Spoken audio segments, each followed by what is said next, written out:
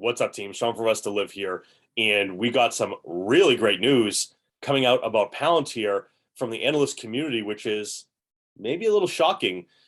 First and foremost, thanks for jumping in. As always, I'm not going to waste any time. So every so often, different analysts at different financial firms come out and give their prediction for what they believe the proper price target might be for a stock.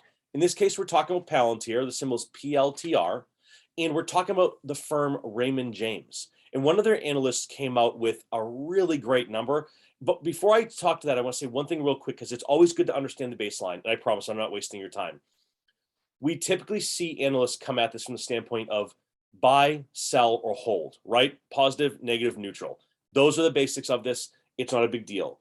And when they talk about the price targets, it's really important to understand that in talking about price targets, what it really means is in, say, the time frame of a year, for example, this is where we believe the price should probably be based on all the attributes we're seeing about what's going on. So keep that in mind, that when you hear any analyst give a price target, unless they state otherwise, it's typically expected rate in about a year or so. It's a longer term target, but not that it matters. It's still a great thing. Second thing I want to say, full transparency, I own shares and I'm in call options and leaps, call leaps, of course.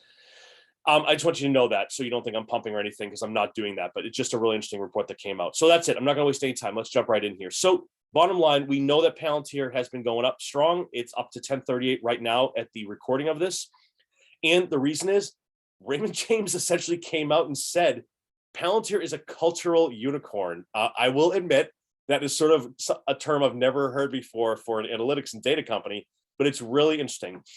And so essentially what happened was Brian Gesuale, or Gesuale, I'm not really sure how to pronounce it, from the Raymond James analyst team, came out with a strong buy rating. That's the most significant buy rating you can offer, right? It's the top of the pack, right? Strong buy at a $20 per share price target on Palantir.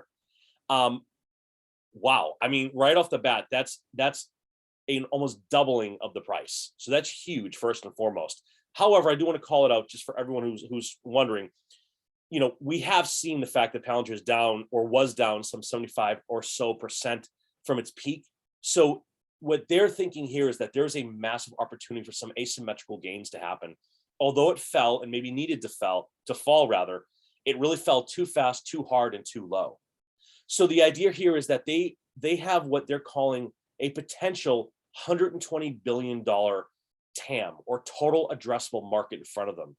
We've talked several times on this channel about the idea of TAMs and SAMs, serviceable addressable markets. This is particularly good news because if even the analysts are now starting to hear what we're all saying, which is that the TAM is way bigger than everyone else thinks it is, that means that a large perspective of that TAM can become a serviceable addressable market pretty quickly. And quickly, again, might be a little bit of time, but still within reason.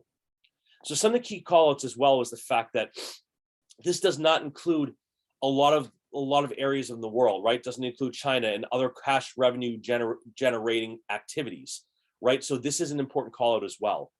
I just want to quickly also make a point here that what was specifically said by the analyst was that even though Palantir was formed in 2003, it did take about 13 years to generate 500 million in revenue.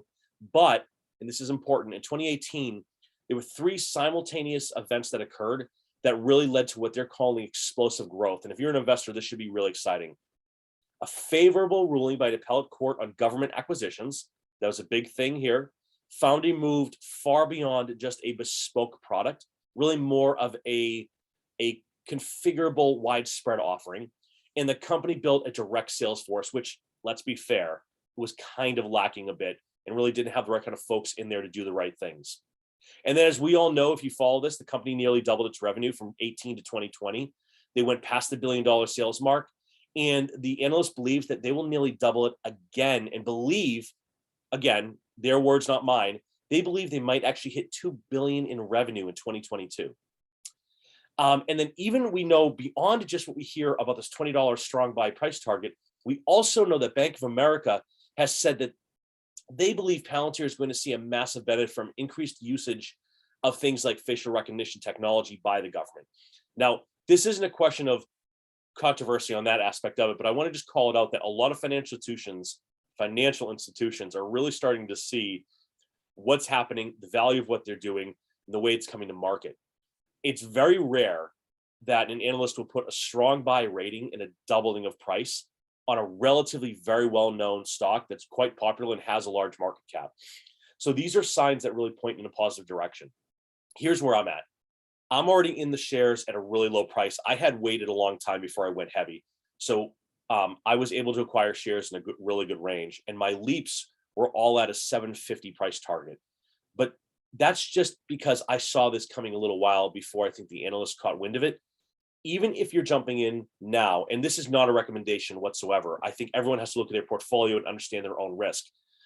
The best way to sometimes look at things like this, in my opinion, is forget about the $20 price target, because that's always hit or miss. That's really a rough estimate of what they think.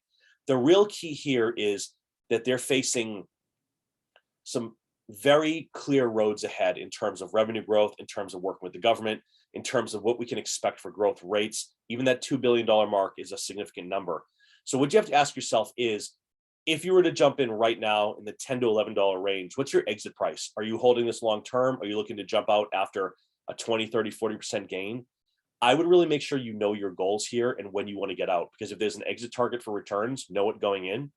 If there's none, be aware of that as well. But also make sure if you're putting any kind of significant amount of money into investments, you also understand how to measure the risk of the downside, because let's call it out. Doubling the price sounds really cool, but it's also down 75% from peak. So, good things can happen, but bad things happen all the time.